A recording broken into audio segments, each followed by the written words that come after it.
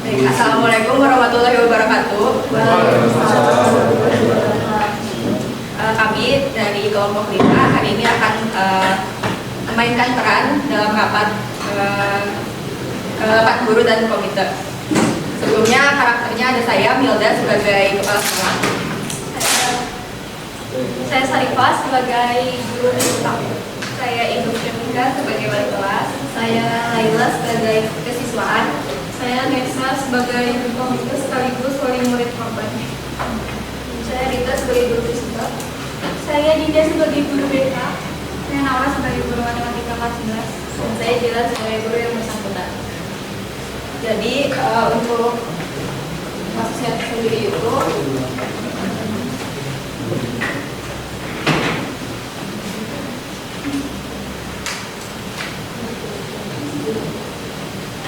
jadi sedang ramai kemarin itu tentang guru yang mengupload video tentang siswanya yang tidak bisa berhitung dasar gitu Kak. Nah kemudian muncullah komen-komen video tersebut jadi viral dan muncul komen-komen netizen yang mempertanyakan kenapa hal itu bisa terjadi gitu. Nah berdasarkan komentar-komentar netizen ini kita susun menjadi sebuah pembahasan di rapat ini. Mungkin segitu saja. Assalamualaikum warahmatullahi wabarakatuh. Selamat pagi Bapak Ibu semuanya. Terima kasih atas kehadiran dalam rapat hari ini.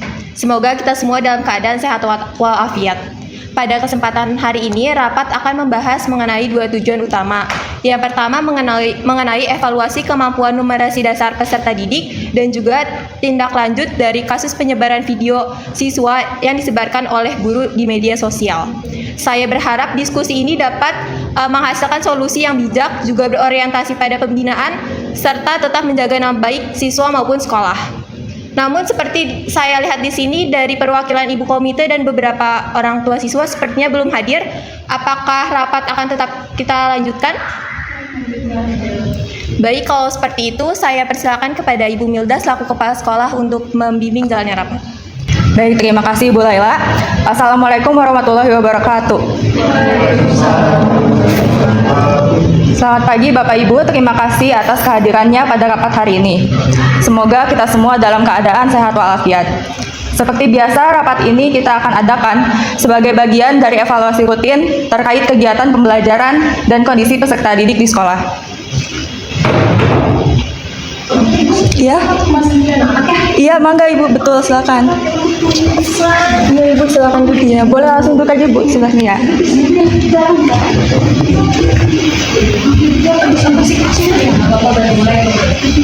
Ya baik, saya lanjutkan ya. Rapat ini adalah rapat lanjutan setelah sebelumnya kami mengadakan rapat internal dengan guru-guru di sekolah kami. Dan pada kali ini kami juga ingin mendengarkan pendapat dari pihak lain. Yang di sini sudah ada Ibu Nesa sebagai perwakilan orang tua murid sekaligus komite sekolah kita. Dan harapannya hari ini kita akan mendapatkan hasil dan keputusan terkait permasalahan yang sedang terjadi ini. Adapun agenda rapat hari ini mencakup dua hal utama. Yang pertama terkait penanganan terkait penyebaran video siswa di media sosial 3 hari yang lalu dan telah ditonton ini per hari ini sudah lebih dari 500.000 orang ya, yang menimbulkan banyak perhatian publik. Dan yang kedua terkait evaluasi terhadap kemampuan numerasi dasar peserta didik yang masih perlu ditingkatkan. Mungkin pertama-tama ada penjelasan terlebih dahulu terkait kasus ini kepada perwakilan kesiswaan Ibu Laila, dipersilakan. Baik, terima kasih. Jadi kita telah melaksanakan evaluasi terlebih dahulu dari pihak internal sekolah. Ternyata memang terdapat beberapa siswa yang belum menguasai kemampuan numerasi seperti operasi hitung sederhana. Hal ini menunjukkan perlunya penguatan dalam proses pembelajaran dan juga tentunya program pendukung dari sekolah. Di situasi ini juga semakin kompleks setelah video tersebut beredar luas. Berikut saya tampilkan videonya. 7 kurang 3 berapa? 10 bukan Bu? Kok 10? Tangannya mana tangannya? 7 dikurang 3. 4 Bu. Ke belakang. 3 bagi 3 berapa? 8. 3 bagi 3 8. Agak tahu Kamu sini coba. 8 bagi 8 berapa? Belum belajar Ibu. Belum diajarin? Seriusan gak sih? Dan ini beberapa tanggapan dari netizen mengenai video tersebut. Bu. Ya, silakan. Jadi video itu sempat FYP di kepala saya dan saya juga mau sebagai guru di sini. Saya banyak ditegur tentang etika kenapa guru ini menggunakan. Tangannya mana? 7 dikurang 3. Baik, seperti yang kita terlihat di video tersebut ya, di mana video tersebut sudah beredar luas di media sosial dan banyak ditonton oleh orang. Hal ini jelas berdampak kepada sekolah kita dan juga tentunya murid-murid yang berada pada video tersebut. Hal tersebut termasuk melanggar Undang-Undang Nomor 35 Tahun 2014 Pasal 76A mengenai perlindungan anak tentang larangan dilarang merendahkan martabat anak. Untuk itu, saya persilakan kepada Bapak Ibu yang ingin menanggapi video tersebut. Saya izin menanggapi ya Bu. Dilihat dari komen, ternyata respon masyarakat cukup signifikan. Banyak loh komentar yang tidak hanya menyoroti siswanya, tapi malah menyoroti bagaimana kualitas pembelajaran dari sekolah kita, Bapak Ibu semua. Maaf, saya potong dulu ya Ibu. Anak saya ada di video itu, dan dia tahu dia dari sana. Dan tadi pagi, dia nangis gak mau berangkat sekolah. Kenapa? Karena dia ngelihat komentar yang bilang dia malu-maluin. Jadi sebelum bicara soalnya, saya mau tahu dulu, itu dipikirkan nggak sebelum Anda upload? Bisa jawab saya? Gini ya Bu, di konten Anda, seragamnya kelihatan. Bahkan nama sekolah pun kelihatan. Dipikirkan nggak sih sampai sana? Anak-anak di kelas itu tahu semuanya, siapa yang ada di video itu. Dan anak saya malu berangkat sekolah karena Anda tahu. Siswa saja yang dipublikasikan, tapi kita juga harus paham gitu soal bagaimana siswa memproses dirinya sendiri sebagai objek dari konten yang dihujat oleh banyak orang, dan itu perlu perhatian khusus dari kita semua. Saya juga izin masuk, Bapak Ibu. Kebetulan saya sebagai wali kelas dari anak-anak yang ada di video tersebut. Benar apa yang disampaikan oleh Ibu Nesa, bahwa beberapa orang tua juga telah menelpon saya, menghubungi saya, merasa kecewa dengan apa yang Ibu Jilan lakukan, mengupload video tersebut seperti itu. Terus juga mereka merasa kecewa, merasa tidak terima anaknya dipermalukan di ruang publik tanpa persetujuan. Seperti itu Bu, tanggapan orang tua. Mungkin setelah mendengarkan penjelasan awal dari permasalahan ini, saya ingin mendengar penjelasan langsung dari yang bersangkutan. Jadi kami persilakan kepada Ibu Jilan untuk memberikan penjelasan terkait video yang beredar. Kepada Ibu Milda, sebelumnya memang betul ya video tersebut itu saya unggah. Namun saya tidak menyangka gitu kalau dampaknya akan sejauh itu. Karena kan saya pikir dengan tanpa nama resikonya dia akan kecil aja. Dan saya itu tujuannya cuma untuk memperlihatkan gitu kualitas pendidikan kita saat ini tuh kayak gini loh kondisinya. Dan saya berharap ini tuh dapat menjadi perhatian bersama gitu, apalagi untuk para pemangku kebijakan gitu. Setelah mendengar penjelasan dari Ibu Jilan ya, saya paham kok, memang saat ini rasanya siswa itu memerlukan perhatian yang khusus dan juga serius. Tapi kalau cara Ibu itu dengan cara direkam lalu diupload ke media sosial, saya rasa terlalu berlebihan Bu, dan dapat menimbulkan masalah untuk kedepannya. Ini juga tidak sesuai dengan Kode Etik Guru Indonesia tahun 2013. Tadi saya sudah cari dan sudah saya tuliskan di sini. Saya izin bacakan ya Bapak Ibu semua. Bahwa pasal 2 ayat 6 dan 7 dijelaskan kalau guru itu harus menjaga privasi siswanya. Dan kita selaku guru harus jaga profesionalisme, tidak manfaatkan siswa dan harus tetap sesuai dengan norma. Jadi kalau menurut saya untuk permasalahan ini masih banyak kok solusi lain yang lebih aman dan sesuai dengan normanya Bu. Tidak seperti ini caranya Bu Jilan. Dan menurut saya meskipun identitas siswa tidak disebutkan secara langsung, kita tetap tidak tahu bagaimana publik itu menafsirkan serta menyebarkan video tersebut. Apalagi publik saat ini seringkali mencari konteks dari sebuah video. Dengan begitu kemungkinan untuk terkenanya dampak negatif ke siswa maupun ke sekolah itu sangat mungkin untuk terjadi Bu. Bapak Ibu, saya izin berpendapat karena saya sebagai guru matematika kelas 11 yang akan menerima murid-murid Ibu Jilan nanti. Dari video Ibu Jilan ini saya jadi tahu kondisinya. Saya marah. Saya lihat kondisi anak-anak seperti ini, miris loh. Sedih saya. Bertahun-tahun saya ngajar, tapi baru kali ini loh ada yang seperti ini, yang nggak bisa ngitung. Ada udah kelas 10, udah SMA, udah 9 tahun mereka belajar, tapi ternyata ada Dan di sekolah kita sekarang, justru masyarakat itu perlu tahu. Karena mungkin ini terjadi di sekolah lain juga, kan kita nggak pernah tahu. Tapi tetap tidak bisa dibenarkan, Bu. Murid dijadikan konten, itu melanggar etika apapun alasannya. Justru itu membuka mata masyarakat umum nggak sih, Bu? Banyak loh yang nggak sadar akan kondisi pendidikan kita saat ini. Tadi bukti nyatanya loh. Tapi yang terjadi apa, Bu? Sekarang guru malah jadi disalahkan. Bahkan banyak loh komentar malah fokus menyoroti kesalahan dari profesi guru seperti kami. Ya karena memang ada masalah. Pertama, kesejahteraan guru itu masih rendah. Lalu, fasilitas pembelajaran kita juga masih sangat terbatas. Kan kondisi tersebut juga berdampak pada kualitas pembelajaran kita. Betul tuh, saya setuju. Kita nggak bisa terus-terusan tutup mata soal kondisi seperti ini. Gimana pun juga, lihat saja sekarang. Pemerintah hanya tertuju pada program MBG. Di sisi lain, ketimpangan kualitas pendidikan makin kelihatan. Jelas-jelas pendidikan nggak pernah diprioritaskan. Masalah kesejahteraan guru itu memang valid, Bu. Tapi cara kita menyikapinya juga harus tepat. Apalagi kita seorang pendidik. Harus berdasarkan data dan fakta di lapangannya itu seperti apa. Dan tentunya tanpa melibatkan siswa sebagai objek. Kita boleh marah pada sistem, tapi siswa bukan alat untuk menyuarakan kemarahan itu, Bu. Nah, justru itu, Bu. Menurut saya yang dilakukan Ibu Jilan ini termasuk bentuk kritik terhadap kebijakan. Ibu Jilan ini pionir loh. Nggak ada yang berani seperti Ibu Jilan, ya kan? Ibu Bapak sekarang bisa lihat di berita-berita gimana anggaran pendidikan dipangkas, kesejahteraan guru makin menurun, negara ini hancur. Ini loh bukti nyatanya, dampaknya tuh ini. Tapi dampak nyatanya dirasakan oleh siswa, Bu. Langsung seperti anaknya Ibu Nesa tidak ingin masuk sekolah. Begitupun juga anak-anak yang lain. Mereka semua menjadi sasaran empuk komentar netizen. Itu melanggar etika, seperti apa yang disampaikan oleh Ibu Dinta terkait dengan perizinan dan perlindungan peserta didik. Itu jelas, Bu. Jelas, Bu. Nah, video sudah kesebar. Terus kita juga nggak bisa ngatur opini publik kan sekarang. Jejak digital bertahan lama. Komentar pun terus mempengaruhi siswa dan nama baik sekolah. Disinilah pentingnya batas profesional kita sebagai guru. Bukan untuk membatasi kita, tetapi untuk melindungi siswa, sekolah, dan diri kita sendiri sebagai guru itunya. Betul itu yang dikatakan oleh Bapak Ibu sekalian. Saya merasa keberatan ya sama pendapat dan pernyataan yang diberikan oleh Ibu Jilan. Gini ya, Bu.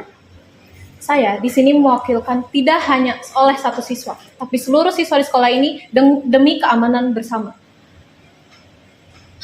Jujur saya heran ya. Perekaman yang Anda lakukan tidak ada izin dari orang tua maupun siswa, bahkan siswa loh, Bu. Anak dijadikan konten begitu saja. Mikir nggak sih Anda? Anda merasa pantas seperti itu? Pantas Anda seperti itu? Sabar, Bu. Ibu Nesa.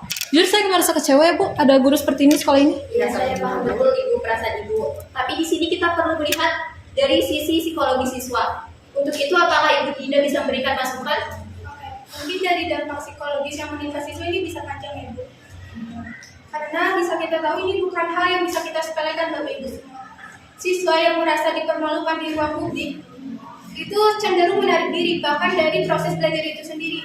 Dan cara penanganannya pun harus ada pendampingan yang khusus dan serius, dan itu membutuhkan dukungan dari kita semua.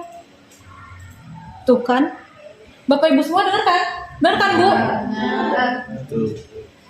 Dengerin ya, Bu. Itu baru siswa. Itu baru siswa yang terdampak. Anda terdampak apa? Sabar Ibu Nesa. Dampak buat Anda apa? Harusnya sekolah bisa tegas dengan kayak gini-gini. Saya mau dia dikeluarkan, Bu. Gitu dong, Bu. Semua itu ada aturannya. Sanksi pelanggaran kode etik itu ada tahapannya. Nggak bisa semena-mena langsung mengeluarkan hal seperti itu. Arogansi Ibu kelihatan loh di sini. Gimana pun juga kita semua itu tahu ya peran dan dedikasi Ibu Jilan di sekolah ini. Tapi menurut saya itu permasalahan itu harus ditindaklanjuti secara tegas, Bu. Agar kedepannya tidak ada pandangan bahwa sekolah kita ini dapat mengesampingkan hal-hal seperti ini. Memang ya dedikasi Ibu Jilan ini perlu diapresiasi. Tapi nilai profesional dan sikap profesional seorang guru harus tetap dijaga dong, Bu. Orang tua menyekolahkan anaknya di sini itu agar dibimbing, bukan dipermalukan di ruang publik ketika mereka belum paham Bu Jilan. Berarti peran Ibu di rumah juga selama ini berpengaruh kan? Sekarang saya ada yang nanya Ibu. Anak Ibu udah kelas 1 SMA, tapi masih gak bisa ngitung. Emang Ibu gak ngerasa aneh apa? Maksud Anda apa ngomong kayak gitu? Maksud Anda apa? Anda tahu apa soal anak saya? Asal Ibu tahu ya, saya sangat memperhatikan anak saya. Saya memberikan dia banyak fasilitas pendidikan dan sekolah yang bergengsi. Jadi Anda tahu, Jadi Anda, tanggung jawabnya apa? Untuk memberikan yang terbaik untuk murid-muridnya. Bukan mau memviralkan yang nggak bisa, gimana sih? Bisa dewasa mas? Sabar. Ya berarti bener dong. Ibu udah melepas tanggung jawab sepenuhnya pihak lain, pihak sekolah. Seharusnya kan ibu sadar, peran ibu juga di rumah sangat penting demi melihat perkembangan anak ibu sendiri selama ini. Anda apa ngomong kayak gitu? Tenang ya ibu-ibu semuanya. Di sini kita harus fokus pada penyelesaian permasalahan kita. Anak di sini, baik sisi dari akademik itu bukan hanya sekedar tanggung jawab dari sekolah saja, tapi keluarga pun juga turut ikut membantu. Saya berharap kita juga bisa mencari solusi yang bijak gitu dan tidak saling menyalahkan. Saya perlu pendapat dari Bapak Ibu sekalian untuk memberikan sanksi yang sesuai dengan pelanggaran tersebut. Apakah ada Ibu Bapak yang dapat memberikan masukan? Ya, silakan Pak. Jadi pembelajaran ya di kepada guru untuk kedepannya agar tidak terulang kembali. Kita sebagai guru harus perhatikan perilaku guru dalam mengajar. Baik, terima kasih ya Pak. Di sini saya perlu ingatkan kembali bahwa segala bentuk publikasi konten di media sosial itu perlu dari manajemen sekolah, perlu persetujuan dari manajemen sekolah. Tapi di sini terdapat pelanggaran. Hal itu menjadi pembelajaran keras untuk sekolah memperbaiki kualitas internalnya. Saya di sini masuk Ibu. Saya dan guru BK lainnya dengan Ibu Ike akan memberikan pendampingan psikologis yang berkelanjutan kepada siswa yang terdampak, dimulai dari asesmen awal, kemudian dilanjutkan dengan sesi konseling, baik itu individu maupun kelompok, dan juga saya dan guru BK lainnya akan berkoordinasi secara langsung dengan wali kelas serta orang tua siswa untuk ikut memantau perkembangan siswa baik itu di sekolah maupun di rumah, agar mereka merasa aman, dihargai, dan percaya bahwa sekolah ini adalah tempat yang akan melindungi mereka. Baik Bu, saya juga sebagai wali kelas nanti akan menghubungi orang tua siswa secara langsung untuk menyampaikan permohonan maaf serta upaya sekolah untuk menanggapi permasalahan ini, gitu Bu. Terus juga sebagai tindak lanjut, mungkin saran saya, Ibu Jilan ini bisa dikenakan surat peringatan 1 gitu, agar kegiatan belajar mengajar dapat berjalan secara kondusif serta siswa juga merasa aman gitu berada di sekolah. Baik, terima kasih Ibu Syafika dan Bu Dinda. Untuk Bu Jilan, bagaimana tanggapannya Ibu terkait saran tersebut? Baik, terima kasih Bu Milda. Setelah mendengar masukan dari Bapak Ibu semua, saya menyadari kalau saya ini memang salah. Sebenarnya saya fokusnya pada tujuan saya, tanpa mempertimbangkan dampak kepada siswanya gitu. Saya harap saya dapat keputusan tersebut akan saya terima dengan penuh rasa tanggung jawab. Saya juga akan meminta maaf langsung kepada para siswa setelah pembelajaran nanti di kelas. Saya harapnya ini tidak akan terulang lagi dan akan saya jadikan pembelajaran untuk depannya. Terima kasih Ibu Jilan. Bagaimana dari pihak orang tua murid Ibu Nesa? Terima kasih atas kesempatan. Sebelumnya saya meminta maaf karena mungkin dari perkataan saya ada yang kurang berkenan. Saya di sini selaku komite sekaligus wali murid korban berharap agar masalah ini bisa dijadikan sebagai pembelajaran bagi kita semuanya untuk kedepannya juga, dan semoga hal ini tidak terjadi lagi. Mungkin segitu Bu, terima kasih. Baik, terima kasih Bapak Ibu. Kalau begitu kita simpulkan saja ya hasil rapat hari ini. Memang betul tindakan seperti ini yang kita ketahui telah melanggar etika profesi sebagai guru. Siswa itu tidak boleh dijadikan konten tanpa izin dan nantinya akan ada pembinaannya terkait etika digital. Lalu terkait sanksi untuk Ibu Jilan, sesuai saran yang tadi sudah diutarakan, saat ini akan diberikan sanksi tahap 1 berupa peringatan tertulis. Dan jika kejadian ini berulang, maka akan dikenakan sanksi tahap berikutnya. Lalu kemudian dari sisi akademik, nantinya akan disusun juga program penguatan numerasi dasar melalui pembelajaran remedial dan pendampingan khusus ya seperti yang tadi sudah disampaikan. serta video yang sudah beredar itu akan segera dihapus nantinya dan dilakukan klarifikasi resmi untuk mengurangi dampak publiknya. Karena sudah mendapatkan keputusan dari rapat ini, semoga kejadian ini dapat menjadi pengingat bahwa dalam menyampaikan kritik, kita semua harus tetap menjaga etika, profesionalisme, dan tanggung jawab terhadap peserta didik. Mungkin sekian dari saya kembalikan kembali ke Ibu Laila. Baik, terima kasih kepada Ibu Milda. Dengan demikian, seluruh rangkaian rapat kita hari ini mengenai kasus penyebaran video telah menghasilkan kesepakatan dan langkah tindak lanjut untuk segera kita laksanakan bersama. Saya mengucapkan banyak terima kasih kepada atas kehadiran Bapak Ibu sekalian, kontribusinya pada rapat hari ini. Akhir kata, rapat ini saya tutup. Semoga kita semua dapat memberikan yang terbaik bagi sekolah ke depannya. Wabillahi taufiq wal hidayah. Wassalamualaikum warahmatullahi wabarakatuh.